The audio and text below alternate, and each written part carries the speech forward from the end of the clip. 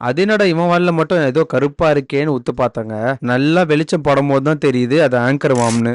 பாருங்க 2 இருக்கு. ஒண்ணு வந்து அவன் கில்ஸ் கிட்ட இருக்கு. இன்னொன்னு வந்து அவன் வால் கிட்ட இருக்கு. சரி இத வந்து நம்ம ட்ரீட் பண்ணலாம் அப்படின்னு மெடிசின் எடுத்துட்டு வந்தேன். அத அழுத்தி பார்த்தா அதுலேருந்து ஒரே ஒரு சொட்டு தான் வந்தது. இது பத்தாதுன்னு சொல்லி மீன கையில புடிச்சு எடுத்துடலாம் அப்படின்னு கையில எடுத்துட்டேன். ஆங்கர் வாம்னா என்னன்னு கேட்டிங்கன்னா, இது வந்து ஒரு பாராசைட்ங்க. இது வந்து ஃபிஷ் உடம்புல இருக்க வரைக்கும் அதுக்கு வந்து நெறைய டிசீஸ் வரும். ஃபிஷ் வந்து ரொம்ப சோர்வா இருக்கும். நெறைய பிரச்சனை வரும். அதனால இத வந்து ரிமூவ் பண்ணிறது நல்லது. இதுக்கு ஆன்டி பாராசைட் வந்து போட்டிங்கனாலே மோஸ்ட்டா போயிரும். நம்ம கடையில மீன் வாங்கும்போது அவங்க வந்து பண்ணையில இருந்து தான் எடுத்துட்டு வருவாங்க. ஸோ அந்த பண்ணையில வளர்ற மீன்லலாம் மோஸ்ட்டா அந்த ஆங்கர் வார்ம்ஸ் இருக்கும். நெறைய அந்த மாரி ஒட்டுண்ணிகள் சொல்லுவாங்க. அந்த மாரி நெறைய இருக்கும்.